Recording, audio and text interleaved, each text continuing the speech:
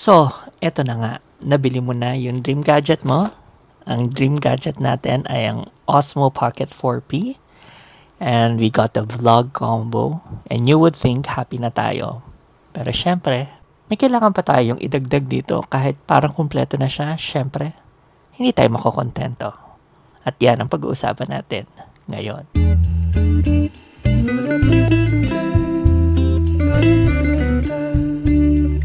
Sa wakas, nakuha na natin ang ating dream pocket. Yon. E di ang saya na. Kumuha pa tayo ng vlog combo para in addition to this, makuha natin itong ating tripod. Makuha natin ang ating minimithing pailaw ni Mayor. At syempre, ang ating frame tap. Syempre, hindi mawawala. At meron na tayong mic noon, pero may kasama yata itong mic na hindi ko naman ginagamit dahil meron na tayong mic 2 na may 32-bit float. Guys, this is it. This is the vlog combo. This is supposed to be what you just need. But definitely, we want to up our game. So the first thing I did basically is to get the Carry Fresh program ng ating 4P. Just in case something happens, because you never know. Nilagay ko pa nga to kasi alam mo naman, paranoia is real. Baka mahulog. Kasi hindi pa tayo sanay. This is my first pocket. So I'm really happy that it's a 4P. So in addition to what we already have, syempre, hindi tayo makokontento dyan. Etong mga recommendation ko, matagal ko itong pinag-isipan. Matagal ko rin ni-research ito. So sa palagay ko, if there are gadgets or additions or accessories that you need for your Pocket 4P, ito ang aking mga top selection na kung sasabihin mong essential, ito na yon. So, let's start off with the Osmo Pocket 4P ND filter set. Yan. Yan yung ating filter set. From PGY Tech. Or ano ba? Tama ba? PGY nga yata. Oh yeah, PGY Tech. Sorry. So ito ang ating napili na ND filter and it has, I believe, 8, 16, 64, at saka 256. Yan. Yan siya. So it's supposed to fit the Osmo Pocket 4P and I think this is essential kasi kung minsan syempre para makakuha tayo ng ating mga cinematic shots pag halimbawa sobrang lakas ng what do you call this ng araw, kailangan basically natin ng shades para sa ating camera. So ito yon. Ayan, so meron siyang case yon. Ano pa yung mga kasama dito? So these are the filters. Meron yatang sticker. May pa-sticker si Mayor. Tama ba? Ayan. Basta ganun. And then, follow and then a lens cleaner thing. So, pag binuksan mo yung case, these are your filters. So, first accessory that I think kailangan natin para sa ating mga shoot ay ang ND filter. Okay, so may ND filter ka na. Ano naman ang kailangan mo na susunod? So, syempre, dahil ang vlog combo ay walang extra battery, hindi katulad mga creator combo noon, kailangan natin ng baterya. And dito papasok ang ating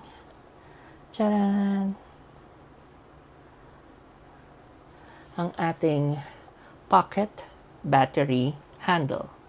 So, ang kagandahan nito, alam ko meron generic na DJI na battery. Kaya lang kasi yun, I think, is only 990 mAh yata. And this one is a whopping 4,900 mAh. So, it has a longer battery life than that. At, meron siyang isang pa-surprise na I'm sure, kung alam nyo na, you know kung bakit ito yung kinuha ko. And let me show you right now. So, na-unbox na natin siya. Ito yung mga kasama niya. Meron siyang paperwork. This is the battery pack. Yan. Ilalagay mo lang din siya dito. Sana mailagay ko siyang tama, Lord. Yan. Diba? And then, you will see na nag-charge siya. Yan. Ano ba nangyari? Ayan, nag-charge siya. Makikita niyo dun sa indicator na nag-charge siya. So, ayan. So, tapos, ang ganda pa, madaling hawakan. Parang it actually balances out yung yung camera as a whole. Kasi syempre, top heavy to dahil malaki yung camera. But because of the battery pack sa ilalim, okay siya. Diba? Na parang balanced. Pero, hindi yan yung magandang feature na sinasabi ko sa inyo. Well, on top of that, look at this. So, syempre, isipin mo, parang palaki siya ng palaki. Lalagay ko pa yung tripod kung gusto kong, ang tawag dito, itayo. Diba? Hindi na kailangan dahil dito. Teka lang. Patayin ko lang tong camera. Baka pagka-stiff neck yung gimbal. Dahil dito. Tingnan nyo, ito. Dahil meron siya ditong, sana matagumpay ko siya magawa, hoop, and then hoop, hoop, hoop. So ngayon, may built-in na siyang tripod na pwede nating ibaba dito. Ayan. Ay, nakikita ba? Ayan. So parang ganyan. Oh, at it's very sturdy. Hindi siya basta-basta. Bakal. Ayan. Diba? So now, you can basically get rid of this. So, ang makukuha mo na is you have a tripod, a battery case, and a good handle. O, diba? Ang galing. Nakakatuwa. And one more thing, syempre, ito ay meron ding USB-C at hindi lang siya pang charge ng ating, as you can see, nagcha-charge siya. Hindi lang siya pang charge ng camera. Pwede mo rin siyang patayin. Halimbawa, puno pa naman lahat. You don't need to charge. Pwede, you can press it. You can long press it pala. Sorry. Pasensya na bago. You can long press it and then mamamatay ito. So basically, it's just a handle na kung hindi mo siya kailangan i-charge, puno pareho, there is no point kasi sayang kuryente. You can actually turn it off and it just becomes a handle with a tripod. And for you to actually just put them back, pupush mo lang, I believe. Ayun. Handle na lang siya. Ayun na. Handle na lang. Diba? At mas, to be fair, mas balanse siyang hawakan. Yan. O, diba? Ang atin naman pong next accessory ay syempre, dahil nakapakit na tayo, maliit na to, alangan naman, magdala ka pa ng malaking tripod. Of course, you can always do that. Kaya lang kasi, syempre, dahil may paan na to, kuminsan may pwede kang patungan, so solve na yung problem mo. Pero paano pag wala? Small rig na mount, na magnetic mount. Pero meron din tong pa-surprise. So, let's unbox first and then para makita nyo how awesome is this.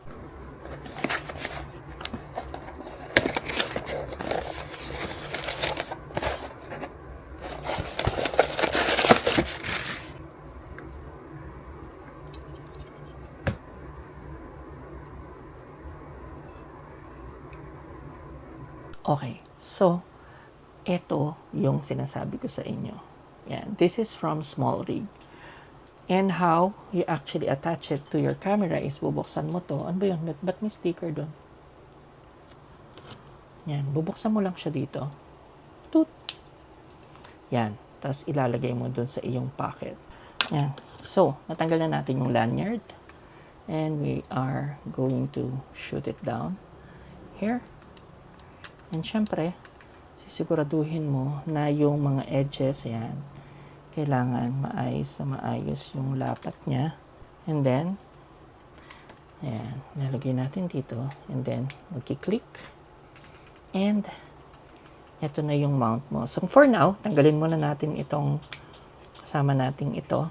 Yan. So, ganyan siya.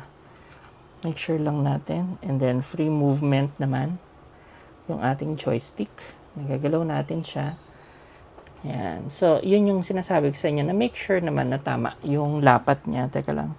Ano yung mga amazing features nito? Number one, syempre is it's a mount. Yan. Diba? Tapos, this one is magnetic. So, ito, kung meron kang makitang mga full metal na mga tawag dito, poste, ganyan, o mga structure na metal, pwede mo na ngayong idikit ito. Pak! And then mag-record ka. Diba? Tapos, itong plate na to, may tawag sila dito pero nakalimutan ko. You can also mount this in a tripod, yung mga umiipit na ganyan. So, nakaganyan siya. Meron din siyang 1/4 screw. And then, meron din siya dito sa side. At, wait lang. Nasaan na? Nasaan yung mic ko? Pwede mo ring iparada. Wait. Meron din siyang lalagyan dito sa side. Ayan. Pwede mo ring ipark yung iyong munting mic dito sa gilid. Yan. Diba? Para magkakasama sila. However, syempre ngayon, dahil ganito siya, pwede mo rin naman siyang ilapat na ganyan. Pero nisip mo baka sumubsob siya, diba? Ito na ngayon kung bakit gusto ko to. Itong mga paa na to ay naghihiwa-hiwalay. Like so. Toot. Toot. Yan. Nagiging ganyan siya. So, ergo, pwede siyang maging tripod. Ganda. Teka lang, baka mahulog. Pwede na siyang maging ganyan. Stable naman siya. Ayan. Pwede na siyang maging tripod mo. Di ba? Ang galing. So, again, meron ka ng instant tripod. Meron ka pang wall mount. At pwede mo rin itong gamitin. So, naglalak pala siya ha. Naglalak siya dito. Meron siyang locking mechanism. Or you can actually use the plate habang nagre-record ka. Di ba? Ang galing. Sobrang galing. Kaya nakakatuwa. Yan. Tapos marami ka pang mga connection features dito sa side. Yan. Dito. Tsaka dito. That you can utilize. Pwede kang maglagay ng ilaw. Alam mo yun. Meron kang cold shoe dito. Ang daming pwedeng gawin dito. So for now, basta, isa siya sa pinag-isipan ko. So, pagkatapos ng ating mount or magnetic mount, naisip ko parang, kailangan pa ba?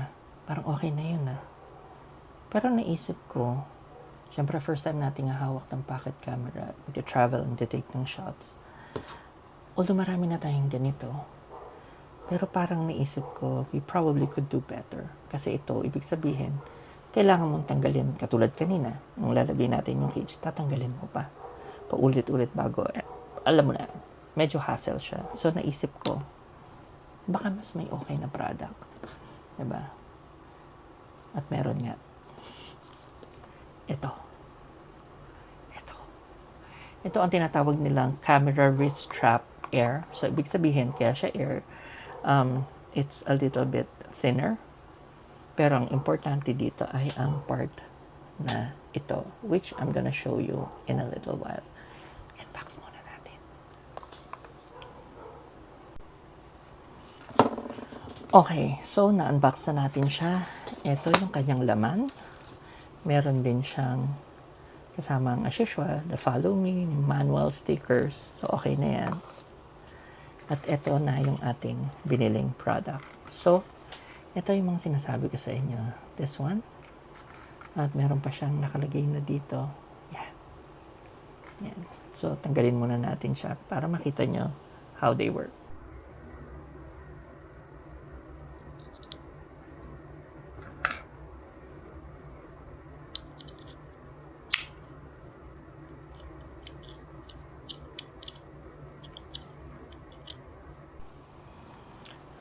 So, when you unbox, this is what you get. Yan. Yan. And then, this one, this leather, goes down sa kamay mo. And then, it also has these two connecting points. Yan. Yet, ito pong mga to, dalawa. So, Ito yung nilalagay nyo doon sa mga tiny holes na katulad nito. Yan. Or kung meron ka nung cage, teka lang, ito yung cage natin. Kung nakalagay yung cage mo, or since dalawa naman ito, teka lang, pwede mo siyang ilagay dito. Yan. Diba? So, ano yung silbi nito? Okay, ganito po kasi siya. So, assuming na ito ay nakalagay dun sa device mo, at itong maliit na to, ang ilalagay mo dito. So, this is how it works. I-shoot mo lang siya dun sa notch, magki-click, and you're safe. So, basically, yung device mo is nakakonect na dito. Umikot-ikot man ito, hindi siya magbubuhol-buhol because the little thing goes around and around. Ito naman, ilalagay mo ito sa iyong kamay. Ganyan. So, while you're shooting, bawa, yan, habang nag-shoot ka, safe yung device mo. Bawa mataas, may tubig, because you never know, diba? And if, halimbawa, nakalagay itong magnetic mount mo nga, tapos doon nakalagay itong strap mo, and it's secured there, kailangan mo siyang idikit sa iyong mahiwagang bakal na pader or bakal na poste. Siyempre, alangan naman tanggalin mo pa to. No. Ang gagawin mo is this. Pipindutin mo lang ito. Toot. Sound effects talaga. Pipindutin mo to and then you pull it out. Diba? And then, siyempre, kung nakakonect siya dito, yan na siya. And kung nakalagay yung mount mo, so, ganun siya. So, kung saan siya nakalagay, you can just release it from your hand and then pwede mo nang ipatong kahit saan or idikit yung device mo sa, yun nga, sa mga magnetic surfaces or poste, ganyan. Or itayo siya sa isang bato or isang flat na surface. So, ngayon, syempre, sabihin mo, ay, hala, may nakadikit sa akin. Ganyan. So, ito naman ho, meron ding, may pasabog din ito. Mo tayo. Ayan. Tapos, merong magnetic part dito na igaganon mo to. Yan, narinig nyo? Poop! Ayan, nagdidikit siya. Poop! Baka matamaan mo yung lens natin. Ayan, ganyan. So, habang ikaw ay naglalakad at hindi mo siya kailangan, yan, ganyan siya. Para ka lang may step counter. And then, pag kailangan mo na at imamount mo na uli, tanggalin mo na siya. And then, you can continue your work. Pero pag halimbawa, tinanggal mo na uli, may magnetic portion siya na, yan, gano'n. Diba? Ang galing. Nakakatawa. So, the box comes with 2 of this. So, syempre, you have to put them strategically where they will serve you the most. And then, you're all set. Isang-isa na lang siguro talaga ang naiisip ko na lang, which is a cover. Pero hinihintay ko pa yung launching ng Tilta na cover specifically for the 4P. Pero I think after that, okay na ako.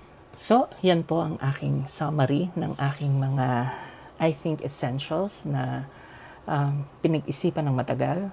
And naka-align po yan with the way I work and the safety that I want to have for my device. Siyempre, iba-iba yung tao, but for me, ito yung mga I think will work best for me kasi siyempre, in the past, bili lang tayo ng bili, thinking na, oh, okay yun. Pero, kuminsan, ang dami-dami na nila, hindi mo naman nagagamit because sumakay ka sa hype, but you don't really, they don't really fit in your workflow. So, in this case, this is what I think works for myself and matest ko ito sa aking upcoming trip to Tokyo, which I'm very excited about. So, ito na siguro ang aking magiging kasama for now sa aking mga adventures, and hopefully na-inspire din kayo to think about your workflow and buy only the stuff that you need. I hope you enjoyed our little fast, unboxing and thought process on why we buy the accessories that we buy. And I hope if you like the channel sa aking mga adventure or wala kayong magawa, please subscribe to my channel. Every now and then nag-upload po ako. This is just all for memory and something to look back to pagdating ng panahon. So, yun lamang po. And be good humans. Thank you for watching. Bye!